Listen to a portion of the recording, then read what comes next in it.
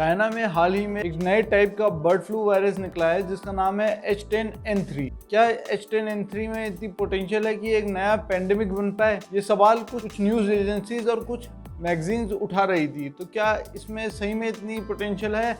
इस बात को चलिए आज डिस्कस करते हैं। नमस्कार दोस्तों, मैं डॉक्टर यज्ञ सकरानी हाजिर हूँ आप लोगों के सामने आज एक नई वीडियो लेकर आपके इस चैनल पे जिसका नाम है मेडिसिन ऑल।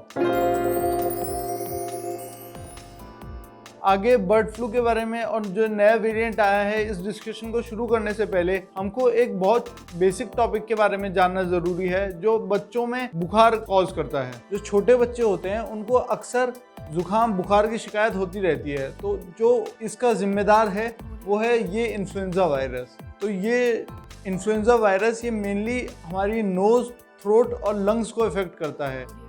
बेसिकली उन लोगों को अफेक्ट करता है जिनकी इम्यूनिटी कम होती है, यानी बच्चे जो स्कूल गोइंग बच्चे हैं और उसमें भी जो छोटी क्लास के बच्चे हैं उनको बेसिकली अफेक्ट करता है। 6 साल या इसके अराउंड के बच्चे जो कम हैं इससे उनको अफेक्ट करता है। और जो बूढ़े हो चुके हैं लोग, 65 साल के ऊपर के लोग, उनको अफेक्ट करता है।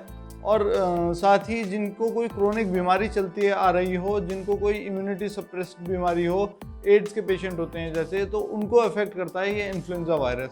बहुत कॉमन फ्लू होता है आपका बच्चों में, उसको वो इस वायरस के कारण होता है। जो ह्यूमन इन्फ्लुएंजा वायरस होता है ये सिर्फ किसी को सीरियसली इल करता है, सबको सीरियसली इल नहीं करेगा। इसके सिम्टम्स यही होते हैं मेनली कि बच्चों को बुखार आता है, मतलब पेशेंट को बुखार आता है, रनी नोज रहती है यानी नाक बहती रहती है, जॉइंट पेन होता है, मसल पेन होता है, माइल्जिया जिसको बोला जाता है वो होता है।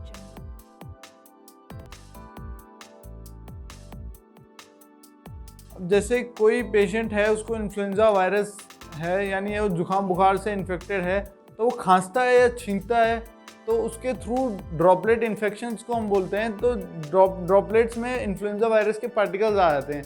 अब जब एक पर्सन से ड्रॉपलेट दूसरे इंसान पे जाते हैं तो उसको इन्फेक्शन हो जाता है इन्फ्लुएंजा वायरस। जो हम कॉमनली बोलते हैं कि जुकाम सर जाएगा या बुखार सर जाएगा, वो यही चीज़ है ड्रॉपलेट इन्फेक्शन, कि एक इंसान से ड्रॉपलेट के थ्रू वायरस दूसरे इंसान में चले जाता है। जो कॉमन कोल्ड है आपका वो उससे कंफ्यूज मत कीजिएगा, वो कॉमन कोल्ड होता है राइनो वायरस होता है उसके इन्फेक्शन से। अगर आपने छींका और अपने हाथ पे छींक दिया ऐसे करके और फिर आपने किसी और चीज़ पे हाथ लगाया तो ये हाथों के थ्रू भी ऐसे फैल सकता है। इसका ट्रीटमेंट बेसिकली डॉक्टर आपको कुछ एंटीवायरल्स देगा, ओसेल्टामेविर या ज़ानामेविर की टैबलेट्स देगा। ओसेल्टामेविर जो है वो आजकल काफ़ी चर्चा में है, उसका नाम है एक टैमी फ्लू नाम से आती है। मैं दोबारा बोल रहा हूँ कि मैं किसी ब्रांड को प्रमोट नहीं कर रहा हूँ, बस आजकल बहुत कॉमन है टैमी फ्लू, इसलिए मैं टैमी फ्लू बता रहा हूँ। तो ये टैमी फ्लू जो अब आप कोरोना वायरस में देख रहे हैं, ऐसे ही ये इन्फ्लुएंजा वायरस में भी दी जाती है। जो फ्लू होता है वायरस के कारण उसमें ये दी जाती है टैमी फ्लू। और ओवर द काउंटर मेडिकेशंस काफ़ी इंडिया में चलते हैं कि अब खुद से दवाई ले ली, केमिस्ट पे गए, बोल दिया बुखार हो रहा है, उसने एंटीबायोटिक्स दे दी। तो मोस्ट ऑफ द केस में एंटीवायरल्स की ज़रूरत होती है, जबकि हम एंटीबायोटिक्स खिला देते हैं बच्चे को। एंटीबायोटिक्स होते हैं बैक्टीरिया के खिलाफ जो दवाइयाँ होती हैं, और एंटीवायरल होती हैं जो वायरस के खिलाफ दवाइयाँ होती हैं। तो हालांकि इसमें बोलने का बस बायोटिक्स और वायरल का अंतर है, लेकिन दोनों को अगर आपने गलत टाइम पे ले लिया तो रेजिस्टेंस क्रिएट हो सकता है। और एंटीबायोटिक रेजिस्टेंस जो एक बहुत बड़ी चीज़ आ रहा है कुछ टाइम से, उसका खतरा बना रहता है। ये एंटीबायोटिक रेजिस्टेंस पे भी मैं एक वीडियो बनाऊंगा, ये भी बहुत इंपॉर्टेंट टॉपिक है और इसको समझना भी हम लोगों को ज़रूरी है कि क्यों बेवजह एंटीबायोटिक नहीं देनी चाहिए बच्चे को या बड़े को, किसी को भी।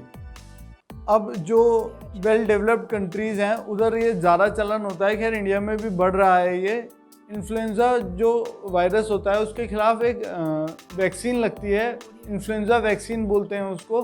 कॉमनली उसको फ्लू शॉट्स भी बोला जाता है या फ्लू जैब्स भी बोला जाता है। तो चलिए अब बात करते हैं बर्ड फ्लू की, जिस पे हम बात कर रहे थे। और आपको अभी तक लग रहा होगा कि मैंने इन्फ्लुएंजा पे क्यों बात करी जबकि बात करनी चाहिए थी बर्ड फ्लू पे। तो जो ये बर्ड फ्लू का वायरस होता है ये भी एक टाइप ऑफ इन्फ्लुएंजा वायरस ही होता है। जो मैंने आपको बताया था कि चाइना में एक नए टाइप का वायरस देखा गया, उसका नाम था H10N3। तो ये H10N3 एक टाइप ऑफ इन्फ्लुएंजा वायरस है जो देखा गया है, जो बर्ड फ्लू का नया स्ट्रेन दिखा है हमको। लेकिन ये H और N के कॉम्बिनेशन से काफ़ी सारे वायरसेस हैं जो एग्जिस्ट करते हैं। ये H और N क्या होते हैं? तो जो H होता है इसका मतलब होता है हीमोग्लूटिनिन, और जो N होता है इसका मतलब होता है न्यूरामिनिडेज। ये H और N कुछ एंजाइम्स होते हैं जो वायरस के अंदर पाए जाते हैं, जिनके कॉम्बिनेशन से एक डिफरेंट टाइप ऑफ वायरसेस का जन्म होता है। टोटल अभी के टाइम पे 18 टाइप ऑफ H प्रोटीन और 11 type of N proteins available हैं। प्रोटीन्स बोलो या एंजाइम्स बोलो, एक ही बात है, क्योंकि एंजाइम्स भी एक तरह के प्रोटीन ही होते हैं। प्रोटीन्स और एंजाइम्स में क्या अंतर होता है? एंजाइम भी प्रोटीन होते हैं, बस वो प्रोटीन जो कि कैटालिटिक प्रॉपर्टी शो करते हैं। कैटलिस्ट क्या होते हैं? जो यहाँ केमिस्ट्री के स्टूडेंट्स होंगे उनको पता होगा कैटलिस्ट क्या होते हैं, लेकिन जिनको नहीं पता उनके लिए मैं बता देता हूँ सिंपल टर्म्स में कि कुछ रिएक्शंस होती हैं जो हमारी बॉडी में या फिर कहीं भी कोई भी रिएक्शन होगी तो उस रिएक्शन को तेज़ करने के लिए कुछ चीज़ें डाली जाती हैं। जैसे एक रिएक्शन होनी होगी वो 10 साल में होनी होगी, लेकिन अगर हम उसमें कुछ कैटलिस्ट डाल दें तो वो रिएक्शन 10 मिनट में हो जाती है। बहुत तेज़ ये रिएक्शन को कर सकते हैं। अब जो इन कॉम्बिनेशन से इन्फ्लुएंजा वायरस बनते हैं, उन वायरसेस को 4 अलग अलग कैटेगरीज में रखा गया है: अल्फ़ा, बीटा, गामा और डेल्टा। ये अल्फ़ा, बीटा, गामा, डेल्टा को हम ABCD भी बोलते हैं। अब ये जो इन्फ्लुएंजा वायरस है, क्या कि कोई नया वायरस है? नहीं, ये कोई नया वायरस नहीं है। जैसे कि मैंने आपको बताया कि बच्चों में तो ये फ्लू करता ही रहता है, लेकिन इस इन्फ्लुएंजा वायरस से हमारा सामना काफ़ी पहले से होता आ रहा है। ऐसी रिपोर्ट्स हैं कि जो डेट करती हैं back to the 18th century की 18th सेंचुरी से इन्फ्लुएंजा वायरस एक पेंडेमिक क्रिएट करता आ रहा है। जो last major pandemic influenza virus ने क्रिएट करा था वो था 1918 का स्पेनिश फ्लू पेंडेमिक। और रिसेंटली जो एक स्वाइन फ्लू का पेंडेमिक हुआ था 2009 में, वो भी इन्फ्लुएंजा वायरस के टाइप की वजह से हुआ था, जिसका नाम दिया जाता है, आपको पता होगा, कॉमनली H1N1। ये स्वाइन फ्लू था जिसने 2009 में पेंडेमिक कॉज करा था। और जो हम आज पेंडेमिक नोट कर रहे हैं कोरोना वायरस, उसके मुकाबले ये तो स्वाइन फ्लू का पेंडेमिक कुछ भी नहीं था। हो सकता है कि आप में से जो कुछ लोग ये वीडियो देखें उनको पता भी ना रहा हो कि स्वाइन फ्लू ने कोई पेंडेमिक भी कॉज करा था।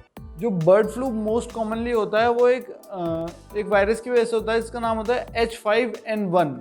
इस H5N1 के कारण मोस्ट कॉमनली बर्ड फ्लू होता है। और बर्ड फ्लू बेसिकली बर्ड्स का फ्लू होता है। ये एक बर्ड्स की डिजीज़ है जो कि रेयरली ह्यूमंस को अफेक्ट करती है, लेकिन आजकल रिसेंट टाइम्स में कुछ ज़्यादा अफेक्ट करने लगी है, लेकिन रेयरली ही अफेक्ट करती है ह्यूमंस को। जब बर्ड फ्लू फैल रहा होता है तो बर्ड्स की और चिकन्स को मारने का ऑर्डर दे दिया जाता है।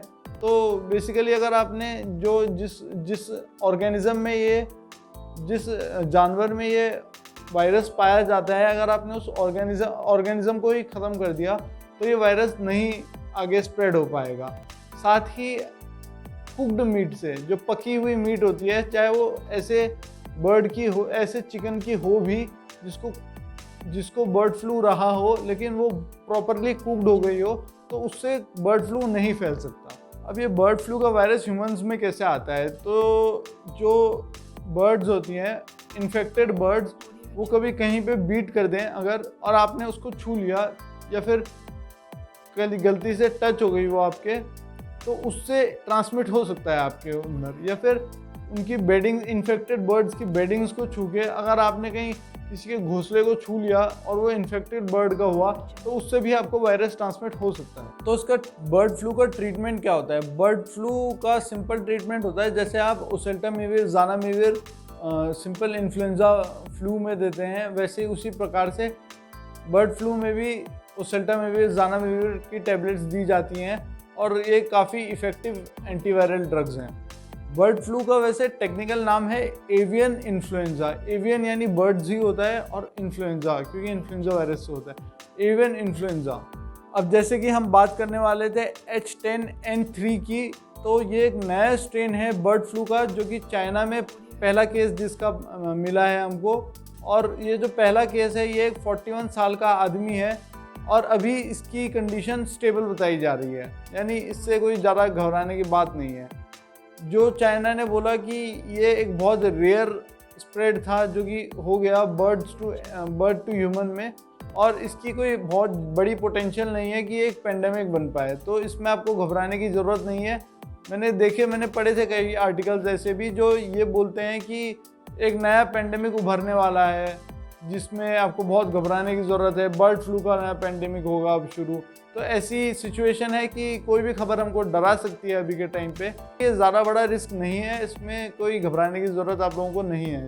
तो ये थी बर्ड फ्लू इन्फ्लुएंजा वायरस के बारे में एक वीडियो। आशा करता हूँ आप लोगों को ये वीडियो पसंद आई होगी और आप इस वीडियो को ढेर सारा अपना प्यार देंगे। मैं चलता हूँ आप लोगों के लिए अगली वीडियो बनाने के लिए। तब तक के लिए आपको पता है क्या करना है, लाइक कीजिए इस वीडियो को, शेयर कीजिए अपने फ्रेंड्स और फैमिली के साथ, और कमेंट कीजिए इस वीडियो पे। घर रहिए, सेफ रहिए, that's the only way we can escape this pandemic. Bye bye. ये कुछ वीडियोस हैं जो कि मुझे लगता है आप लोगों को देखना ज़रूरी है, तो कृपया इन वीडियो को भी ज़रूर देखें।